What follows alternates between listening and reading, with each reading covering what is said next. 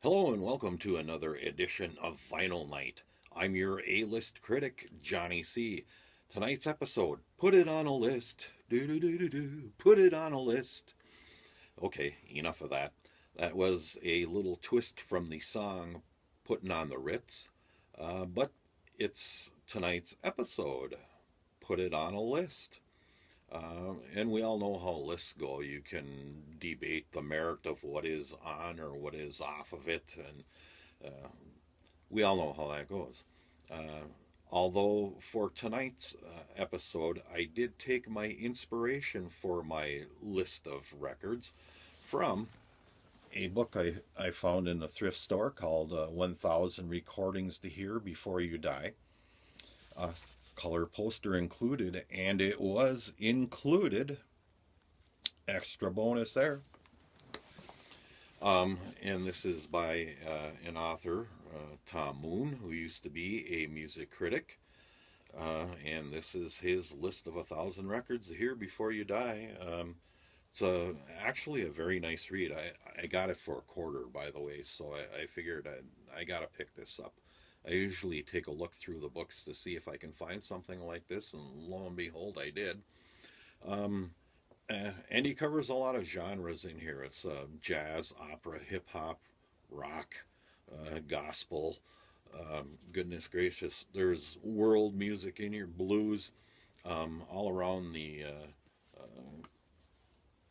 book. Here, there's a mention of what genres um, he's picked from. This is from 2008, so I'm sure there's a lot of things that could have been included in here, but that's the way the list goes. And as I said, the author Tom Moon does a real nice job of succinctly telling you why you should hear that recording before you die. He also has a little factoid list at the end of each entry that he does on a record about what year it was that it was put out, what genre it was, maybe some essential tracks that were on the recording. Um, he also takes it one step further and gives you a record that might have been influenced from the record that he just got done telling you about. Um, Usually they're closely kind of associated, musically styled, however you want to put it. Those were called Next Stop records, and I'll give an example of that for a couple of these records.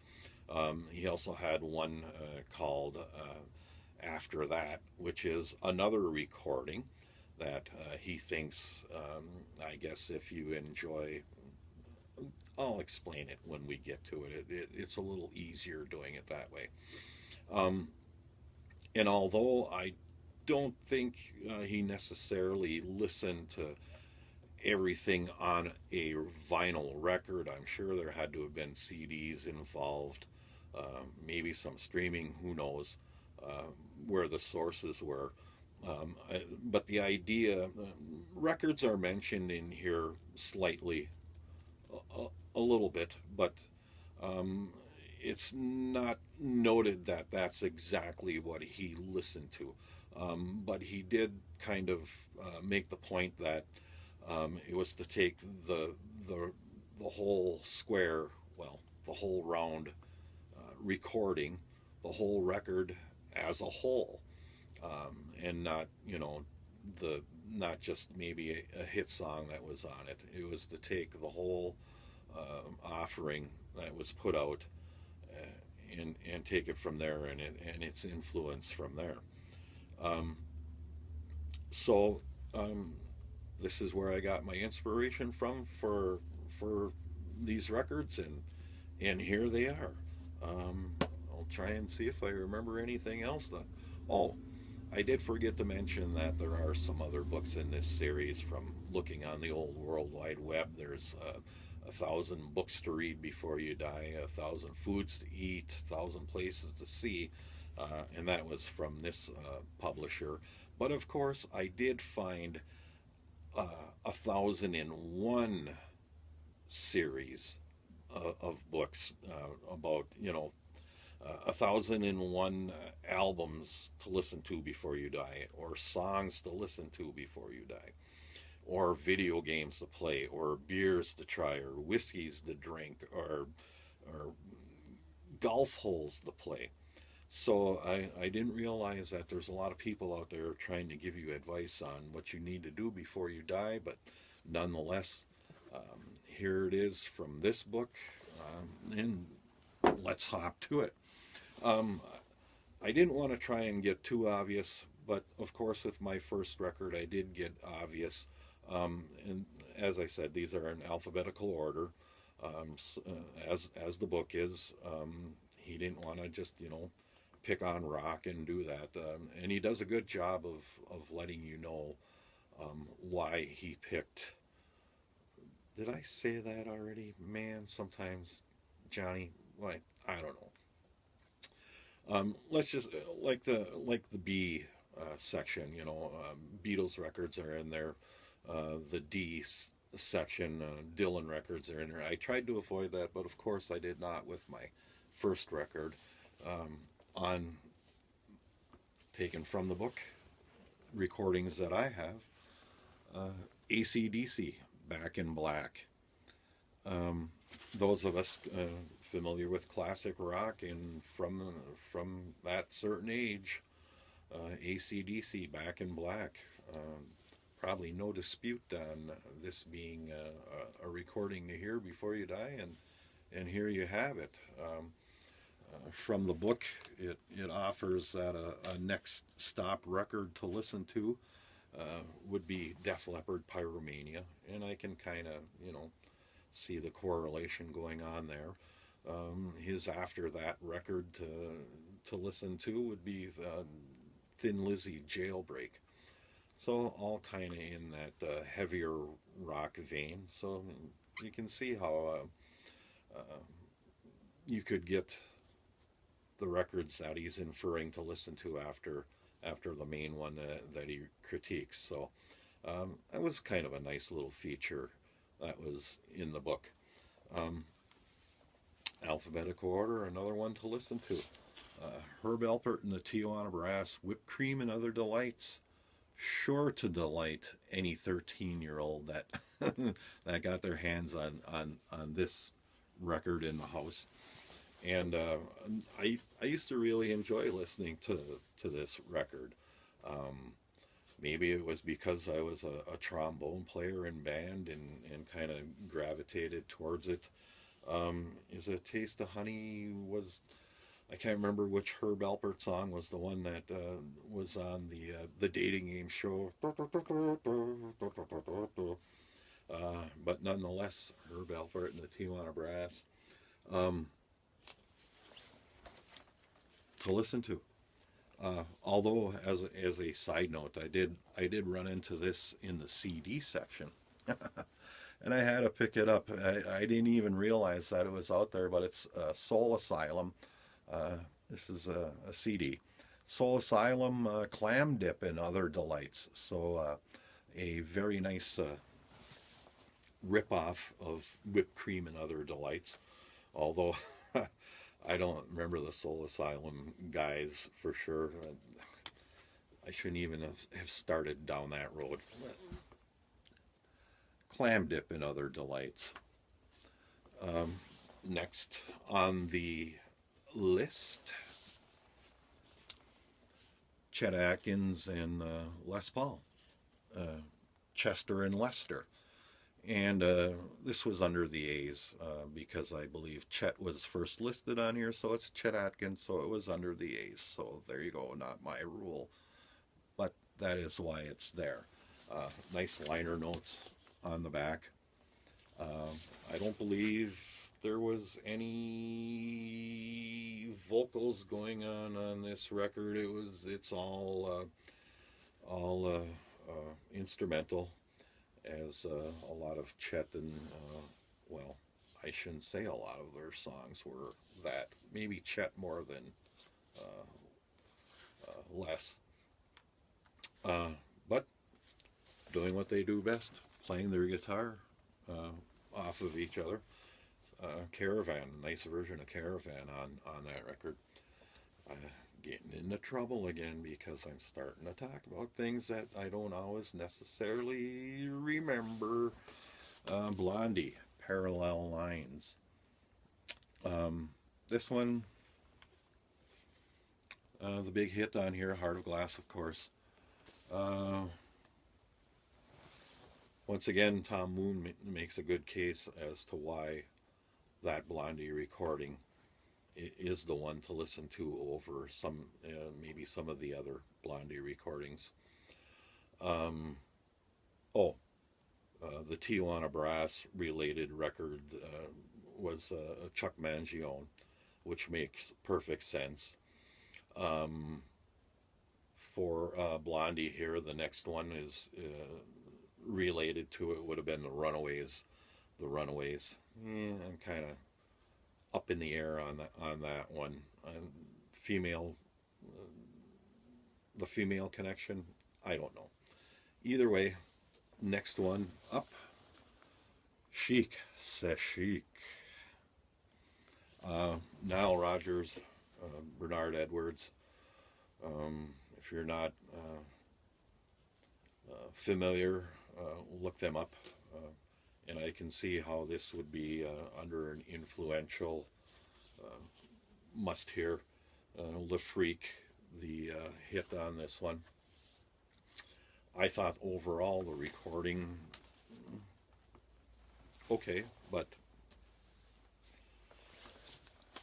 Joe Cocker, Mad Dogs and Englishmen. I didn't realize that there was a movie that was a companion to this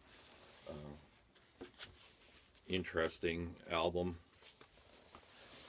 I believe from looking at the story involved with this is that he had an American tour and had to scramble to get musicians for the American tour. Picked up Leon Russell, and Leon picked up a lot of people that were involved with him and Delaney and Bonnie. Carl Rattle, Jim Price, the saxophone player. God, he played with the Stones all the time. Everybody's on here too. I can't. Bobby Keys.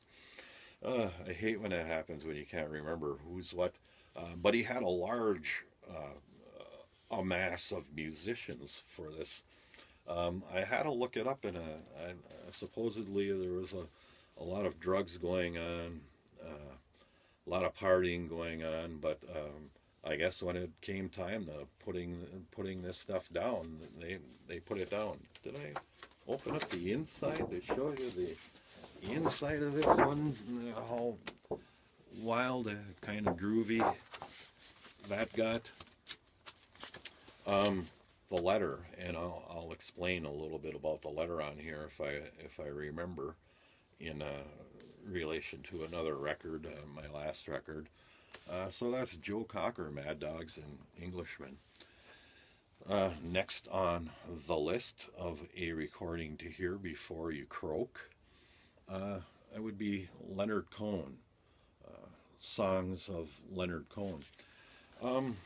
This is his first album, and I have to admit, I really wasn't a Leonard Cohen fan back in the day of Leonard Cohen. I might have not even been really aware of Leonard Cohen. It wasn't until just recently, say within the last 20 years, that I did become aware of Leonard Cohen. And the appreciation of him from hearing his recordings, particularly after his voice changed. I even had to kind of look that up on the old World Wide Web about his voice change, because on this record, it's fairly, I won't say soprano. He never really was a soprano. It's clear his voice is different from when I guess he quit smoking cigarettes and his voice got lower and kind of more gruff sounding, almost bordering on Tom Waits ish sounding. Not quite getting there, but very gruff. And actually, I thought that lended more gravitas to his songs than the sounds of his voice on this record. Leonard Cohen, it was always more of the beat for me. You know, it was always more of the beat. I never gravitated towards the lyric that much more than I did. Quit doing that. Quit doing that. Leonard Cohen. Another one, Crosby, Stills, Nash and Young, Deja Vu. This song this album from beginning to end, to me, is a very strong record. Almost every song on here is a great song. I can see why it's on the list. This is one of the first records I ever bought with my own money. Although this isn't the specific record, I happened to give my original record away. I didn't do that too often, but I did it once. So I had to re-pick it up. Crosby, Stills, Nash and Young, Deja Vu. Thank you very much. Oh yeah, thanks over here. Next on the list, Deep Purple, Machine Head. Machine Head, and it's for that Fender stock head there. That is a Machine Head right there. I know from experience. Thank you very much. Another album that I think is from beginning to end probably their finest record. Def Leppard, Machine Head. To me, that one deserves to be on the list. Love every song on there. Last album on the list. I decided to only do 10 of the records because maybe I'll do another list, I'm sure, another time, and take it from the inspiration of recordings that you've got to hear before you hit the bucket. By the way, the Leonard Cohen album that would be the next stop record to listen to was Chris Christopherson, which makes total sense, songwriter to songwriter. The Crosby, Stills, Nash and Young record, the next one to listen to, influential from Joni Mitchell Blue. And it's kind of like, okay, maybe. The Deep Purple, the next stop record was Black Sabbath, Paranoid. Okay, kind of the heavier thing. After that, Live Cream, once again with the heaviness. I don't know, but it's a list. That's why that's make up your own mind. All right, enough of the list bullshit. Bad word, Johnny. Bad word. Neil Diamond, Hot August Night, 2-record. Double album set. Not a whole lot for any liner notes or anything. It's a live concert at the Greek Theater in Los Angeles. Kind of wonder about that cover every once in a while and what they were thinking. They couldn't come up with a better shot than that, but hey. But the odd thing is I happened to have this record on, and I was listening to it, and one of the songs on here is Solitary Man, and for some reason or another, just a bunch of bells went off, ding ding ding, in my head, and it was like, wow, it brought me back to it had to have been 67, 68, or 69, somewhere in that area, because I had to look it up on the old World Wide Web on the computer. I had at one time a battery operated, very small um, record player that played the floppy, the real thin plastic floppy records. And from finally, it took me a while to find it. I thought it was a General Electric player, but it wasn't. It was a Philco, and it was called a Philco hip pocket player. I don't remember it being referred to as that, but I had one, and one of the records that I had was Neil Diamond's "Solitary Man," and I remember playing it, listening to it. And oddly enough, one of the other songs was the original version of the letter done by the Box Tops. And I think I might have had Tommy James and the Shondells. But from digging, I found out that the records were called Hip Pocket Records. I don't remember, they were showing from the references that I was looking at on the old computer, that they had a little cover on them. I don't remember the covers. I just remember the record itself. They said you could get it from Woolworths. I don't remember going to Woolworths to pick up any of the records. It must have been a Christmas present or a birthday present, and it just was odd how that little bell went off in my head that I used to have those floppy records that I used to listen to on this little Philco player. Where it went, I don't know. I wish I still had it. But I was listening to this album, and when I poop you not, this is a real. I did not do this just to do this. It actually happened to me, and if I would have been under the influence, I would have melted. It would have been mind blown. Okay, it was kind of a little. Is this coincidence or not, or what? But I had taken it out because I like to leave my records in here without the record being able to slide out. So I always try and put them in with one of the sides, so the record can't slide out. But then again, you can't get it back in there.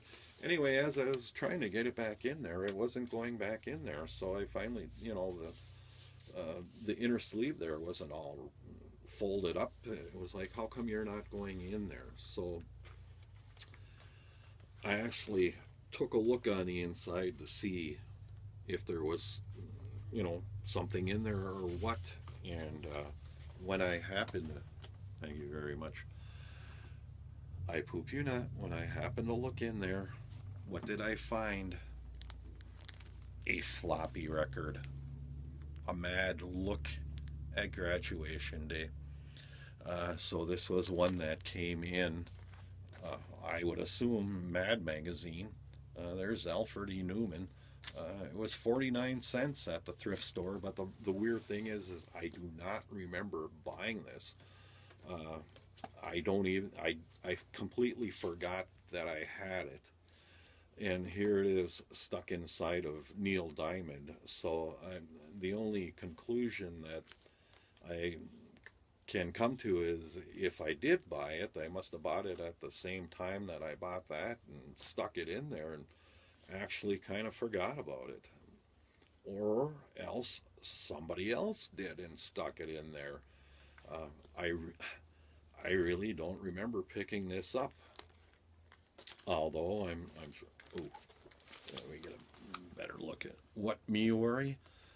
So anyway, that was kind of an odd aha moment that while I'm digging up something from my past about floppy records, floppy disk records, that I happen to find one in the album that brought back the memory of listening to Solitary Man. Wow, isn't that cool, kids?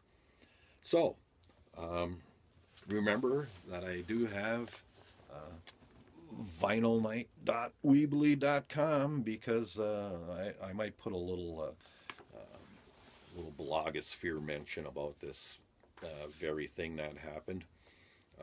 Check it out. There's some photos going on, and it's mostly blog things about out on the vinyl hunt. Uh, so there you have it. A list. Good night.